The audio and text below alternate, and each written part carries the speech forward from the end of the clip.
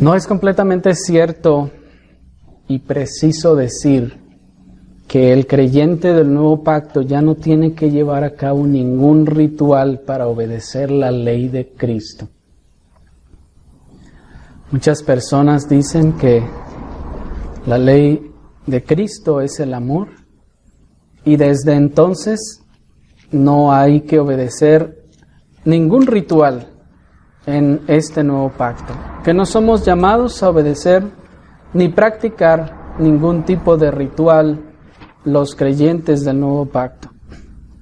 Pero la realidad es que existen de hecho dos rituales que todo creyente está llamado a hacer.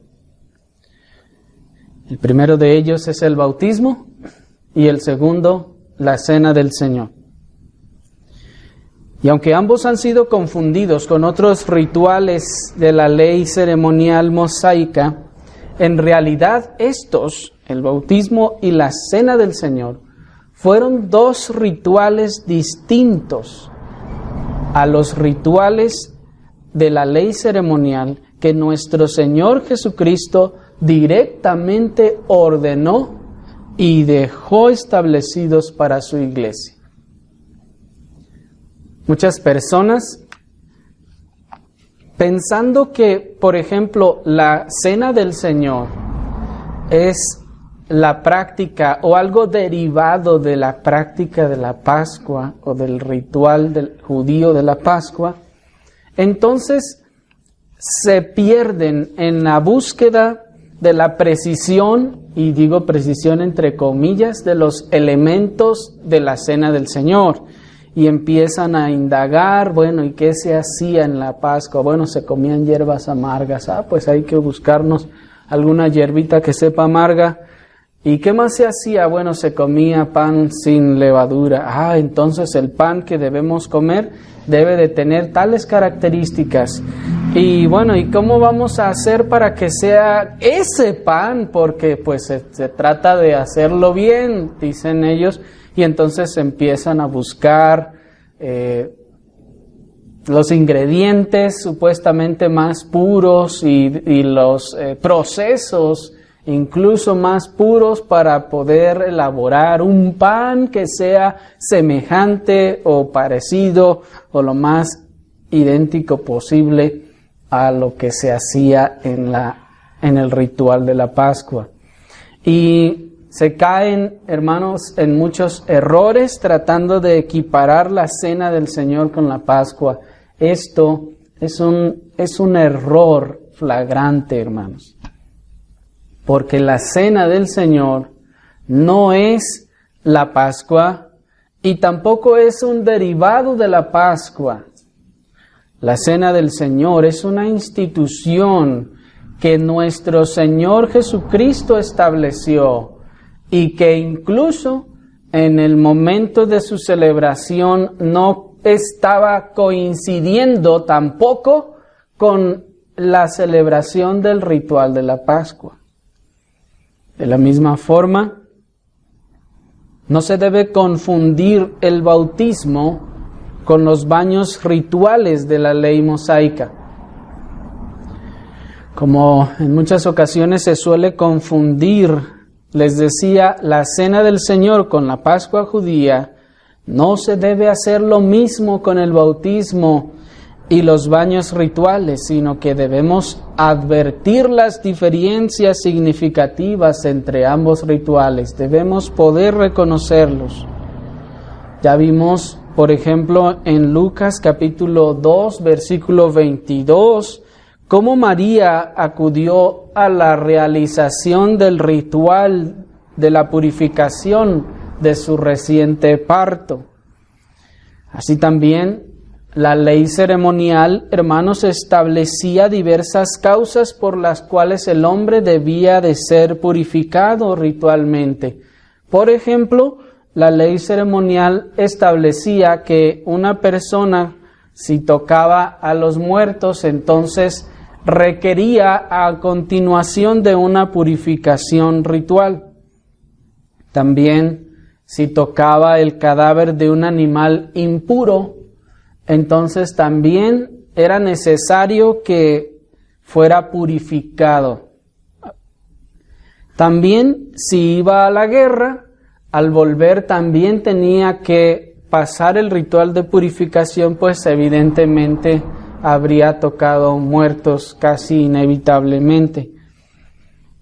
La lepra era, por ejemplo, otro de los casos en los que después de haber sido sanada requería también una purificación ritual.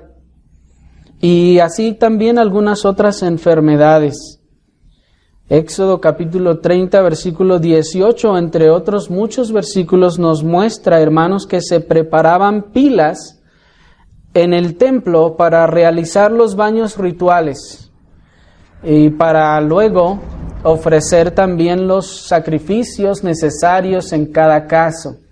De tal forma que estas purificaciones rituales eran baños que se llevaban a cabo en pilas que se habían dispuesto con ese propósito.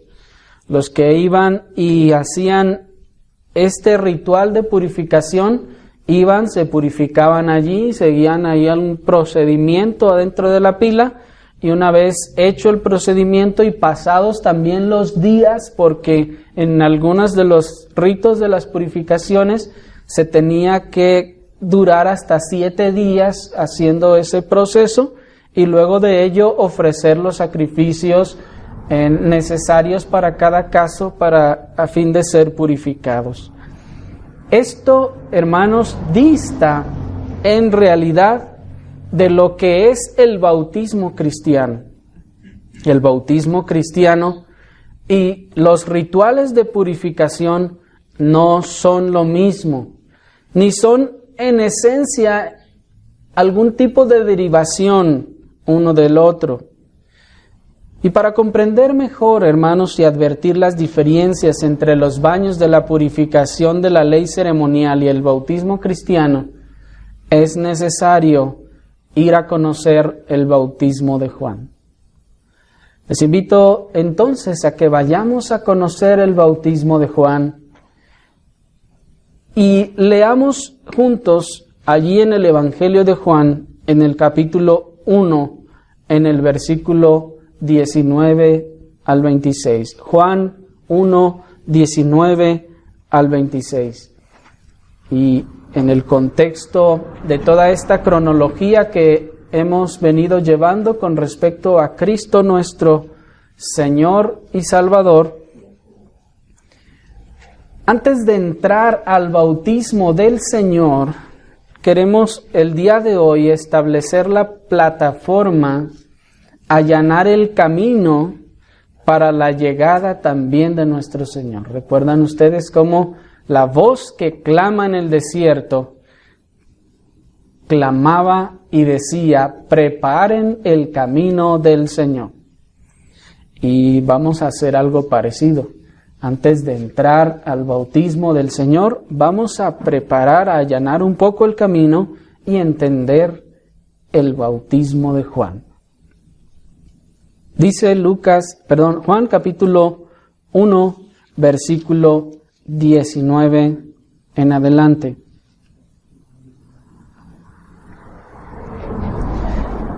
Este es el testimonio de Juan. Cuando los judíos enviaron de Jerusalén sacerdotes y levitas para que le preguntasen: ¿tú quién eres? Confesó y no negó, sino confesó: yo no soy el Cristo. Y le preguntaron: ¿qué pues? ¿Eres tú Elías? Dijo: no soy. ¿Eres tú el profeta? Respondió: no. Le dijeron: pues ¿quién eres? Para que demos respuesta a los que nos enviaron. ¿Qué dices de ti mismo? Dijo: yo soy la voz de uno que clama en el desierto: enderezad el camino del Señor, como dijo el profeta Isaías. Y los que habían sido enviados eran de los fariseos. Y le preguntaron y le dijeron: ¿por qué pues bautizas si tú no eres el Cristo, ni Elías, ni el profeta. Juan les respondió diciendo: yo bautizo con agua, mas en medio de vosotros está uno a quien vosotros no conocéis. Hasta ahí.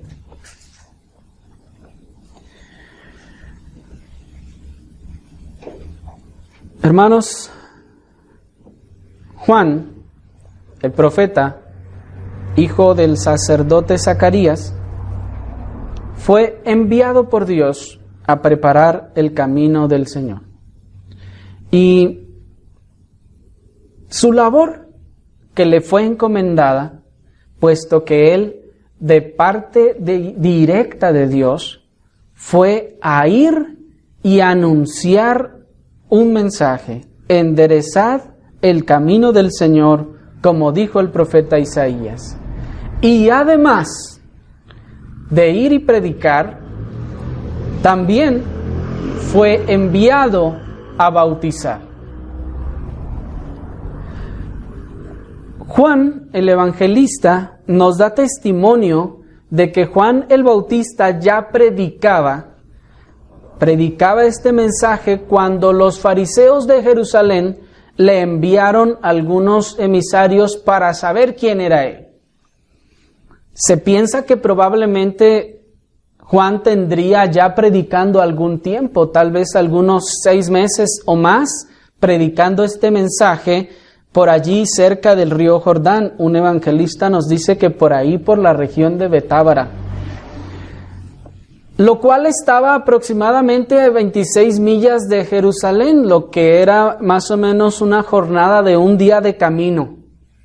Pero ya que él había estado predicando por un cierto tiempo y mucha gente iba a oírlo, y al oírlo entonces eran bautizados por él, la noticia llegó a Jerusalén y a los líderes principales religiosos de Jerusalén. Entonces estos, como considerándose los protectores de la religión y de la nación en el aspecto religioso, entonces creían una de sus labores ir e identificar a los falsos profetas, o pues tal vez hasta a los verdaderos, ¿no? Aunque por lo general todos eran tachados como falsos. Así que ellos comisionan a algunos de entre ellos y les dicen: bueno, hemos oído que allá anda uno predicando y anunciando que parece que es profeta, y encima de todo anda bautizando gente. Oh, entonces hay que averiguar quién es, por qué está haciendo eso. A ver, vaya alguien y averigüe qué pasa. Y es cuando ocurre la escena que nos acaba de narrar Juan. Llega estos fariseos y le preguntan a Juan: bueno, y pues, ¿quién eres tú? ¿Qué traes? ¿Por qué estás aquí hablando? ¿Y eres tú el Cristo? Y dice él: no, yo no soy el Cristo. ¿Eres Elías entonces? No, yo no soy Elías. Recuerden que en la mente de los fariseos está aquella profecía cuando se había profetizado que vendría Elías.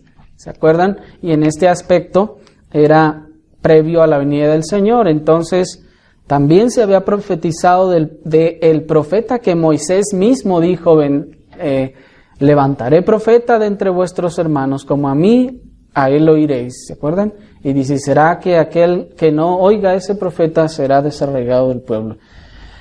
Entonces le preguntan: ¿eres tú entonces el profeta que dijo Moisés? Y él dice: no. Entonces, ¿quién eres pues?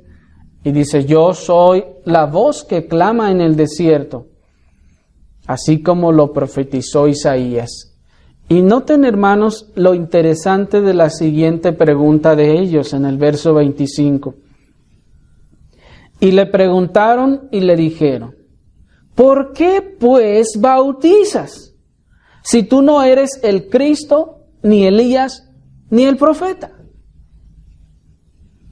Hermanos, es muy interesante notar la pregunta de los fariseos que fueron enviados desde Jerusalén, porque es evidente, en primer lugar, una cosa: que la clase religiosa de la nación de alguna forma estaba dispuesta a esperar del Mesías ciertos cambios en sus costumbres, o al menos estarían dispuestos tal vez a tolerar algunos cambios en sus costumbres.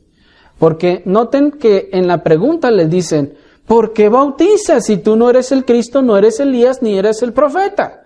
Como si le estuvieran diciendo, bueno, si tú fueras el Cristo, pues está bien, bautiza. Si tú fueras Elías, pues está bien, bautiza. Si fueras el profeta, pues está bien, te damos chance. Pero si no eres ni el Cristo, ni Elías, ni el profeta, entonces, ¿qué estás haciendo? Ahora, es necesario que entremos en contexto para que tengamos una idea más clara de qué está pasando. Para nosotros la palabra bautismo es totalmente familiar. Creo que desde niños crecimos oyendo esa palabra independientemente de en qué denominación o secta hayamos crecido. Para nosotros esa palabra es una palabra completamente familiar. Todos sabemos lo que es un bautismo. Pero déjenme les digo, hermanos, que lo que estaba haciendo Juan, hijo del profeta Zacarías, del sacerdote Zacarías, en ese entonces, era algo realmente novedoso. Porque, como les decía al principio, lo que los judíos hacían en su tiempo, relacionado con el agua, eran dos cosas. Uno, los rituales de purificación. Los que les comenté hace un momento, en donde a causa de alguno de estos casos que les mencioné, el judío tenía que ir a esas pilas que estaban allá dispuestas y meterse adentro de la pila, a seguir el procedimiento que ciertamente variaba conforme a la época y el lugar. Pero una vez salido de allí y cumplidos los días de su purificación, entonces ya salía limpio ritualmente, simbólicamente, y luego ofrecía los sacrificios por su limpieza. Esto era lo que ellos conocían. Además, antes de lo demás, muchas personas han asociado el bautismo cristiano como sucesor de estos baños rituales. Y dicen ellos, se preguntan, ¿y de dónde fue que salió el bautismo? ¿A quién se le ocurrió? ¿De dónde viene esta idea? ¿De dónde se originó el bautismo cristiano? Y dicen, se originó de los baños rituales. Antes había baños rituales y así se hacía. Pero ahora, ahora se hace de esta otra forma. Pero hermanos, es en realidad algo difícil de asociar debido al procedimiento y también a los propósitos en sí mismos.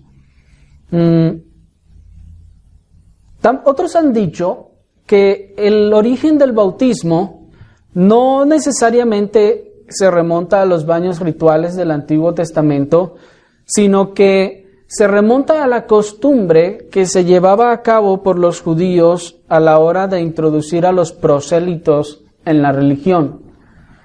Que lo que hacían era que cuando un extranjero que no era de la nación judía creía en el Dios de Israel, entonces se hacía un prosélito. Y cuando ya lo iban a introducir en el pueblo, entonces se hacía un ritual en donde esta persona se autosumergía en el agua.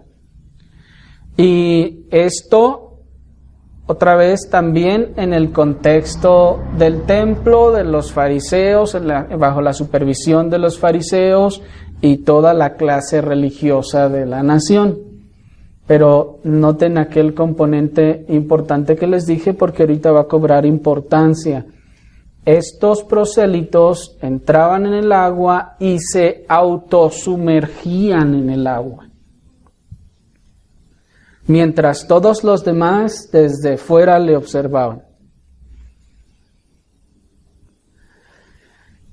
Mientras que los sacerdotes presidían los rituales de purificación y los fariseos las autoinmersiones, este nuevo profeta que estaba allá al lado del Jordán predicando, en primer lugar, estaba fuera del templo y del Sanedrín y estaba haciendo algo inquietantemente diferente a lo que ellos estaban acostumbrados a ver. Esto es, para antes de este profeta, que para nosotros es bien familiar su nombre, Juan el Bautista, imaginen, hermanos, pónganse en esa época. Nadie conoce lo que ustedes conocen como bautismo. Nadie ha oído el nombre Juan el Bautista. Pero se oye de un hombre que está allá predicando. Lo único que conocemos es que con relación al agua y la purificación es que están los rituales de purificación que se hacen en el templo en presencia y dirección de los sacerdotes. Y lo único otro también que conocemos de manera más tradicional que bíblica o que de la ley ceremonial es ese ritual en donde los prosélitos van y se autosumergen en el agua y entonces salen y son ahora parte de la nación o del pueblo. Entonces ellos de repente oyen que hay un hombre allá en el Jordán. Número 1, ya está fuera del templo. ¿Notaron? Ya no es en el templo. Número 2, bueno, sí es descendiente de sacerdote, pero está allá en el templo. Perdón, no, está allá en el Jordán, no está en el templo. Y segundo, él está sumergiendo a la gente. Cosa que para ese momento, hermanos, era revolucionario. Porque como les decía, antes de eso, todos los rituales conocidos, tanto como el de la purificación como el de la autoinmersión de los prosélitos, en ninguno de ellos alguien les bautizaba. Ellos hacían el ritual. Pero hay aquí un hombre del que les llegan noticias que no solo está fuera del templo. Esto es, ya se nos salió del huacal, ya está fuera, como saliendo de nuestra autoridad, de lo que nosotros queremos controlar. Se nos salió y entonces está allá y está no solo dejando que se metan al agua los que se están arrepintiendo, sino que Él los está metiendo en el agua. Aquí hay algo muy raro. Vean a ver lo que está pasando. Vayan y vean, investiguen qué está pasando aquí. ¿Me están siguiendo? Por eso, hermanos, fue esta la práctica que le valió a Juan su descriptivo sobrenombre. Era esta práctica novedosa que le hizo o le valió el nombre de el Bautista, puesto que esto era totalmente novedoso, nadie lo había hecho antes, o al menos de manera oficial.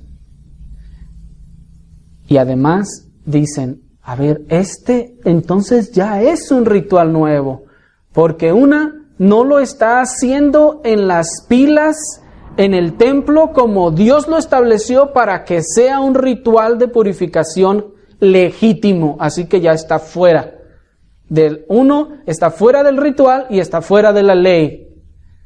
Y tampoco se trata de la inmersión de prosélitos porque Él solo los está bautizando. Esto es, Él está haciendo algo nuevo. Me explico, que no se relaciona ni con nuestros baños rituales ni con nuestro ritual de introducción de los prosélitos.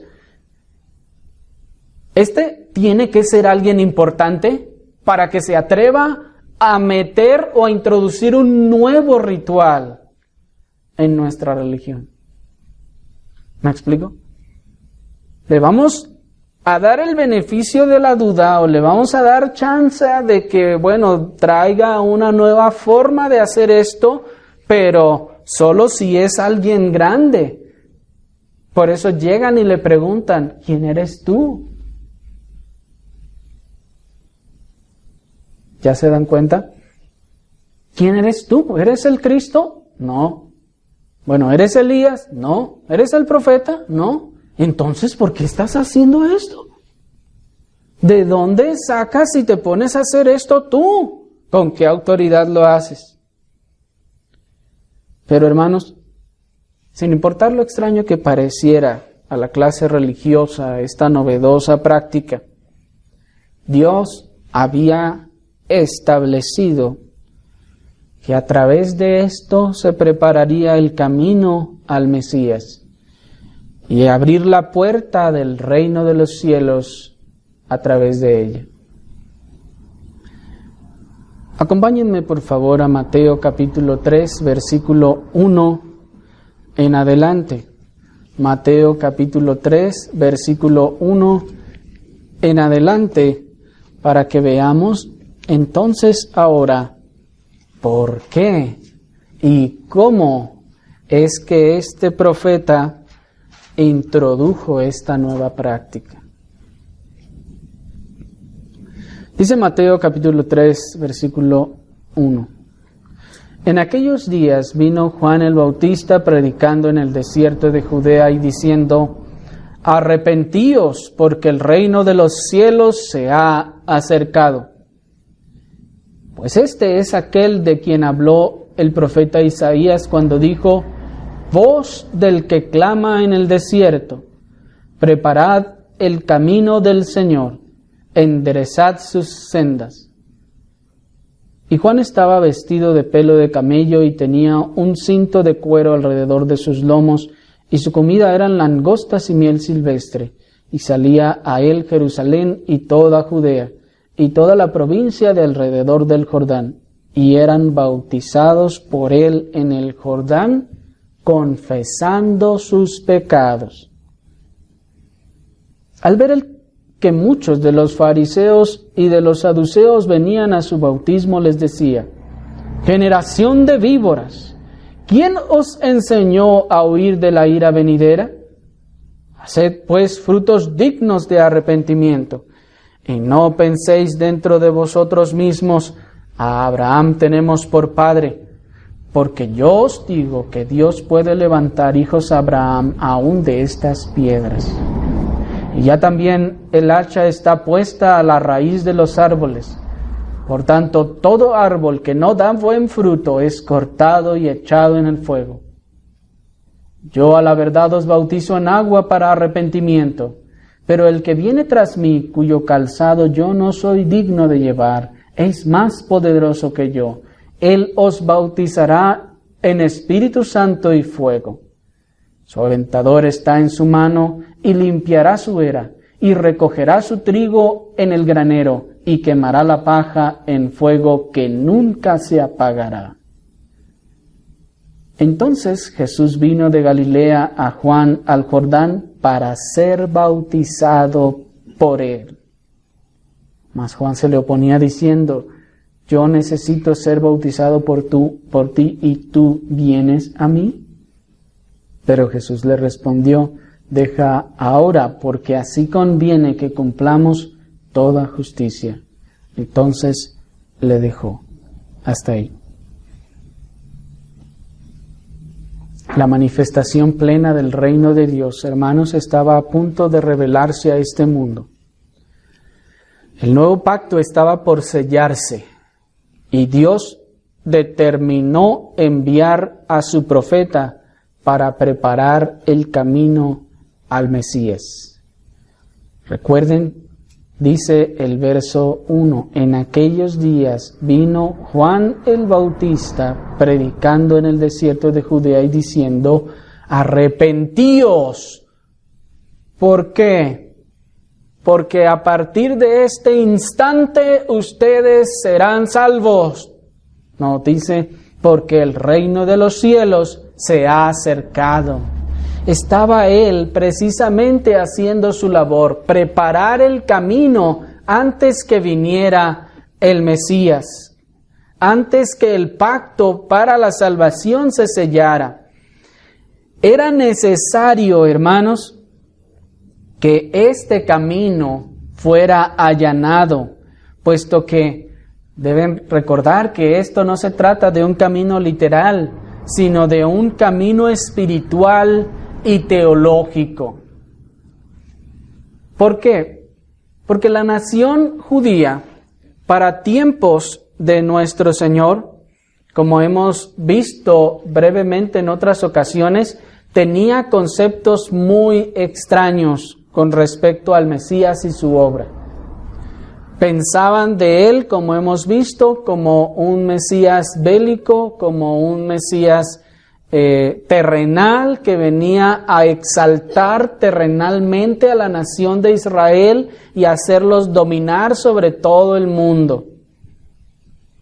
Ellos tenían el concepto de que ya con ser hijos de Abraham, entonces ya tenían ganado el cielo. Eran parte del pacto y entonces nada ni nadie podía contra ellos.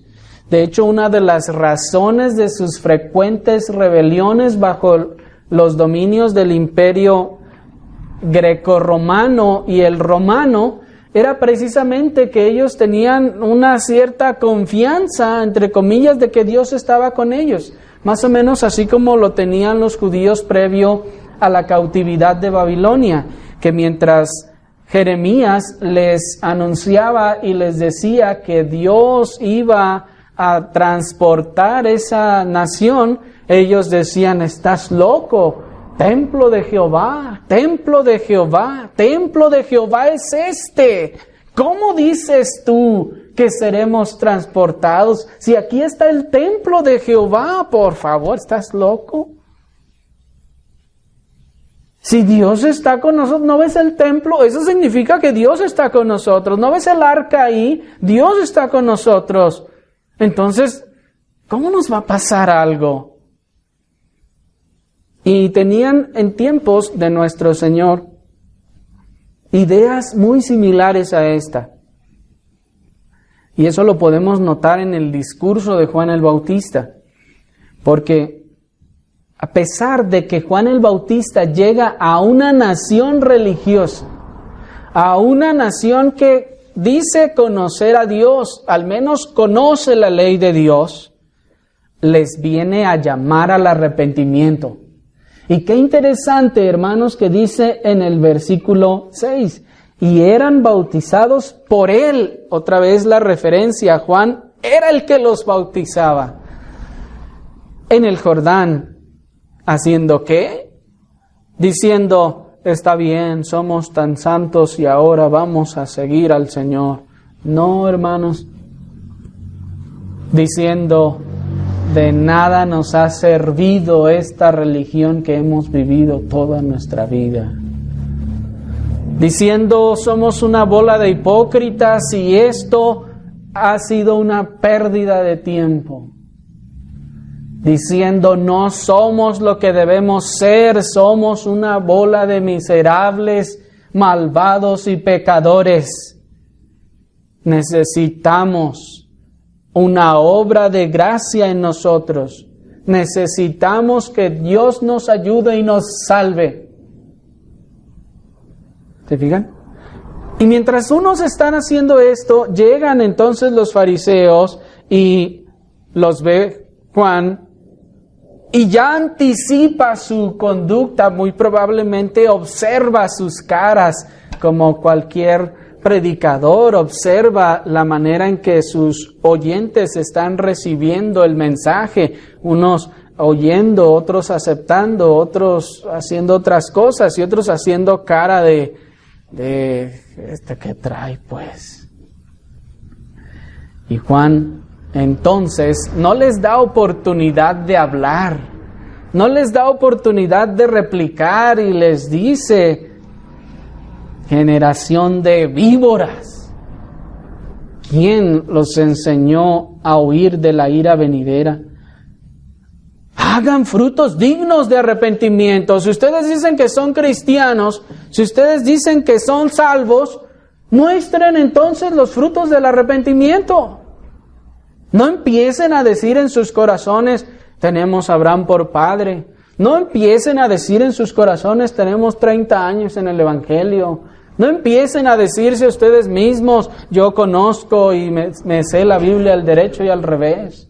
No empiecen a decirse a ustedes mismos, yo predico, yo hago, yo esto, lo otro, yo ofrendo tanto. Porque yo os digo que Dios puede levantar hijos a Abraham aún de las piedras.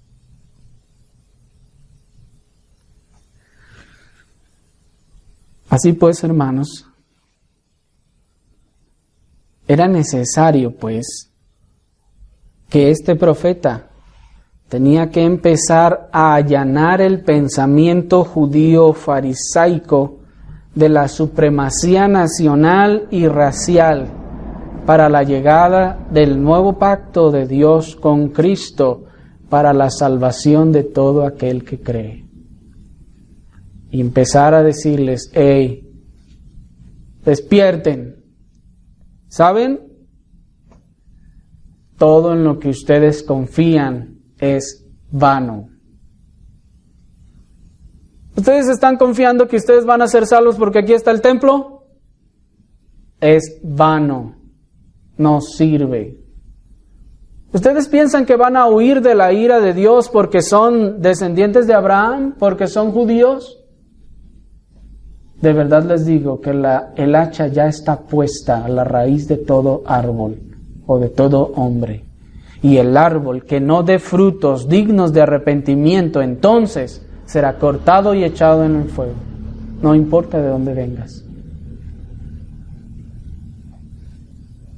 El mayor de los profetas del antiguo pacto fue enviado a llamar a una nación confiada en su religiosidad, llamarla al arrepentimiento y a la introducción al nuevo pacto que estaba por manifestarse. Él está comenzando la transición para ayudarles a ver y entender que el pacto vigente en ese momento había de finalizar para dar lugar al nuevo pacto. El mayor de los profetas del antiguo pacto fue enviado a llamar a una nación confiada en rituales, a una nación confiada en sus fiestas, en su templo, confiada en sus sacramentos. Fue enviado a llamar al arrepentimiento a una nación confiada en su congregación, en su iglesia, confiada en sus dirigentes, confiada en sus obras. Les llamaba y les decía, hey, esto en lo que tú estás confiando no te sirve de nada.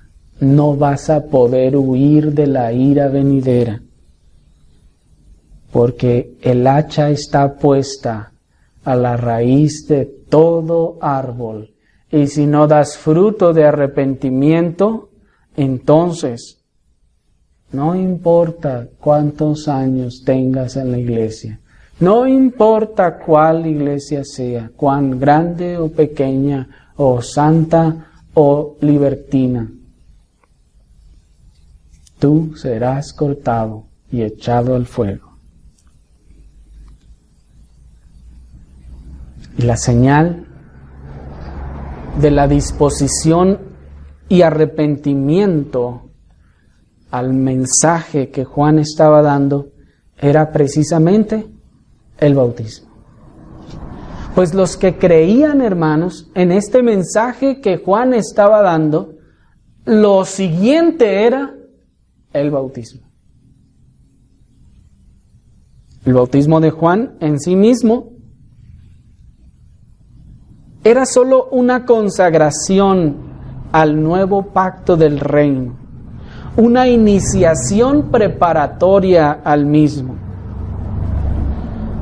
No la introducción misma, sino una preparación del corazón para entregarse a la fe que en breve había de ser manifestada. Juan mismo, una cosa importante, hermanos, Juan mismo no fue bautizado de su propio bautismo. Pues Él era el Bautista. Él solamente, como dijo cierto autor, Él solamente mantenía la puerta abierta del nuevo pacto del reino.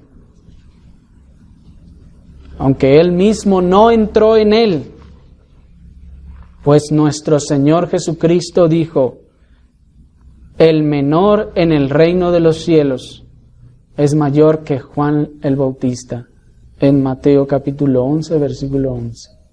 Esto es, la tarea que Dios le encomendó a este siervo de Dios, hermanos, fue abrir la puerta del nuevo pacto y estarse allí deteniéndola hasta que entraran los que habían de entrar, y entonces, una vez que se manifestara, quedara todo el antiguo pacto atrás y todos estén ahora del otro lado en el nuevo pacto. Pero Él, en el propósito de Dios, hermanos, se quedó en la puerta, puesto que nuestro Señor mismo dijo que el menor en el reino de los cielos es mayor que Juan el Bautista. Y se refiere a que ahora en este nuevo pacto, todo aquel creyente, el más menor de ellos, tendría un mejor entendimiento y mejores beneficios también del nuevo pacto que los que pudo disfrutar Juan el Bautista. Pues él, en el propósito de Dios, fue muerto antes que Cristo fuese crucificado y el pacto fuese sellado. Qué actitud tan humilde la del profeta, que con gozo tomó su tarea y renunciando a toda fama y reconocimiento, entregó su vida para que en su labor otros se beneficiaran. Otros se beneficiaran bebiendo de tan inmensas e innumerables bendiciones de las que no bebió él. Y qué ejemplo, hermanos, para todos nosotros. Y sobre todo para el predicador, puesto que el Señor ha dado propósito a cada uno de nosotros. Y debemos contentarnos con nuestra labor y nuestra misión. Y mientras lo hagamos fielmente, hermanos, podremos gozarnos de haber obedecido conforme a la gracia que el Señor nos dio al Señor. Lo demás no está en nosotros. Pero la actividad preparatoria que estaba haciendo este profeta tenía el propósito de despertar las conciencias de la nación orgullosa a su verdadera condición. Recuerden cómo estos que se bautizaban dejaban atrás su banal orgullo y se reconocían pecadores, mientras que los fariseos se endurecían en su legalismo. Aquellos que creían al mensaje, estos reconocían su verdadera condición, se veían como pecadores, a pesar de que en ese tiempo o en ese momento fueran parte de la nación de Israel y se consideraran el pueblo del pacto. La advertencia del Bautista es tan seria para ellos como para lanzar una amenaza directa, hermanos, a la crema innata de la religiosidad de su tiempo. Y les dijo, arrepiéntete o perecerás. Arrepiéntete o serás cortado del pueblo. Quien quiera que seas, no importa. Y es a la vez también una advertencia que estaba dando Dios a la nación como nación, hermanos, a los judíos como raza. Si no te arrepientes, el hacha está puesta a la raíz y serás cortado. No importa que vengas de la descendencia misma en línea directa del rey David. Eso no importa nada. Si no te arrepientes, está diciendo, si no estás dando estos frutos de arrepentimiento, de esa obra de salvación en Cristo, entonces perecerás. Serás cortado y echado en el fuego. Pero el bautismo de Juan, hermanos, no era meramente un ritual preparatorio y ya. Era un precedente necesario para la iglesia del nuevo pacto. Tanto que nuestro Señor determinó ir a ser bautizado por el Bautista. No solo se trataba, hermanos, de una acción preparatoria para la venida del Señor, sino que a la vez este bautismo del Bautista era el precedente necesario para la iglesia del nuevo pacto, hermanos. Tanto que nuestro Señor Jesucristo, de manera voluntaria, Él determinó ir a ser bautizado por Juan. Dice el verso 13, entonces Jesús vino de Galilea a Juan al Jordán para ser bautizado por él.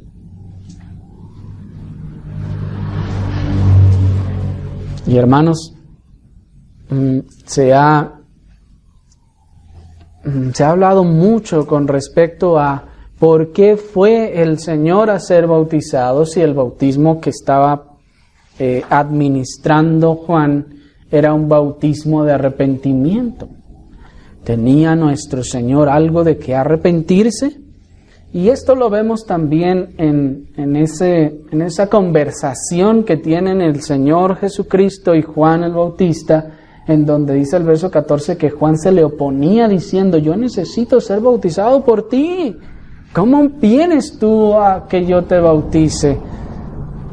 Pero noten, hermanos, que encima del frecuente cuestionamiento de la necesidad de nuestro Señor de ser bautizado, está el hecho de que así fue ordenado en el plan eterno de redención. Y era justo y necesario cumplir con tal ordenanza. Juan el Bautista, en cuestión de dignidad, estaba en lo cierto en cuanto a su comentario. En cuestión de dignidad, pero no en cuestión de propósito. Puesto que si ciertamente él necesitaba ser bautizado por Jesús, Jesús necesitaba ser bautizado por Juan el Bautista a causa del propósito y el plan eterno de redención. Dios había determinado que esto fuera así. Esta es la razón por la que el Señor Jesucristo le dice, deja ahora, porque así conviene que cumplamos con toda justicia. Y dice, no vamos aquí a determinar quién es más digno que quién.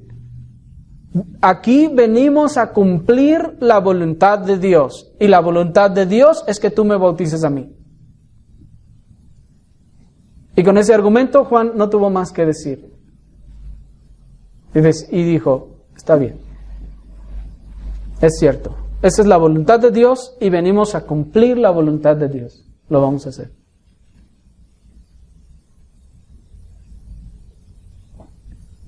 El herético evangelio de Hebreos contradice la voluntariedad de nuestro Señor Jesucristo a ir a ser bautizado.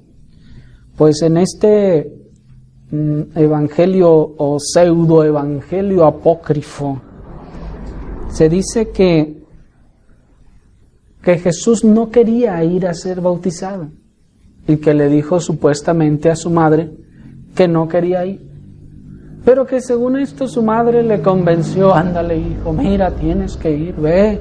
Y él dijo: está bien, voy a ir. Hermanos, qué cosa tan herética, ¿no lo creen?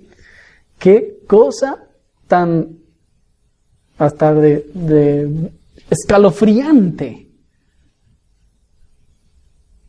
Cuando, hermanos, toda la Escritura nos da evidencias de que el Señor determinó que era necesario ir y ser bautizado. La determinación voluntariosa de Cristo de ir a ser bautizado expresa el propósito divino y además aprueba el bautismo de Juan como de Dios y no de los hombres. Esto es lo que les pregunta el Señor Jesucristo en Mateo capítulo 21, versículo 25. ¿Se acuerdan que en una ocasión le dicen al Señor: ¿y tú con qué autoridad haces esto? Y el Señor le dice: bueno, yo les voy a contestar con otra pregunta. ¿El bautismo de Juan era de los hombres o de Dios? Y Mateo nos dice que no sabían qué contestar y entre ellos se decían: es que si decimos que es de Dios, nos va a decir que por qué no le creímos. Y si le decimos que es de los hombres, entonces la gente se nos va a echar encima. Y su respuesta hipócrita e incrédula, necia, cerrada, endurecida fue de: no sabemos. Pero ciertamente, hermanos, el bautismo de Juan era de Dios. Venía de Dios, no solo con un propósito transitorio, sino con el propósito de establecer el precedente del bautismo cristiano como una señal externa de la introducción en el nuevo pacto. Así como la circuncisión era la señal externa de introducción en el pacto antiguo, así, hermanos, el bautismo habría de venir a ser la señal externa de la introducción en el nuevo pacto. Al ser el bautismo de Juan de parte de Dios, éste cumplía con los propósitos preparatorios para la manifestación del reino de los cielos y luego como un símbolo de su introducción en él. Porque recuerden que dos de los discípulos que estaban con Juan y seguramente fueron bautizados por Juan, luego siguieron al Señor y seguro muchos otros después. ¿Y qué hizo el Señor? Los volvió a bautizar y les dijo: no, espérense, ustedes ya fueron bautizados, pero allá con Juan, así que pues ese no vale, vénganse y vamos a bautizarlos otra vez. No, hermanos, no hubo rebautizadera en ninguno de esos casos. El bautismo de Juan fue tan válido para los que lo recibieron aún después que luego ellos siguieron a Cristo. Nuestro Señor Jesucristo fue a bautizarse no porque fuera pecador o necesitara arrepentirse, sino fue por los pecadores y como representante de los pecadores quienes necesitaban arrepentimiento. Él, hermanos, en ninguna forma necesitaba eso. Y probablemente ese era el argumento de Juan: tú no necesitas esto. Pero otra vez, Juan el Bautista, como el hombre de su tiempo, de su pacto, en ese momento no alcanzaba a entender el alcance de los propósitos de Dios. Pero el Señor fue a bautizarse por nosotros. En nuestra representación fue a ser introducido por los suyos, para introducir a los suyos en el reino de los cielos y en el nuevo pacto, ya que Él sería el mediador, nuestro representante, como dicen los teólogos, nuestra cabeza federal. Entonces, por consecuencia, Él tenía también que ser bautizado, pues era nuestra cabeza federal. Y al serlo, tenía que también ser bautizado por el bautismo de Juan. Así, pues, mientras la circuncisión era la señal externa del antiguo pacto, el bautismo vino a ser la señal externa de los introducidos en el nuevo pacto. Y con la ayuda del Señor, hermanos, el próximo domingo, ahora sí entraremos en el bautismo de Jesús.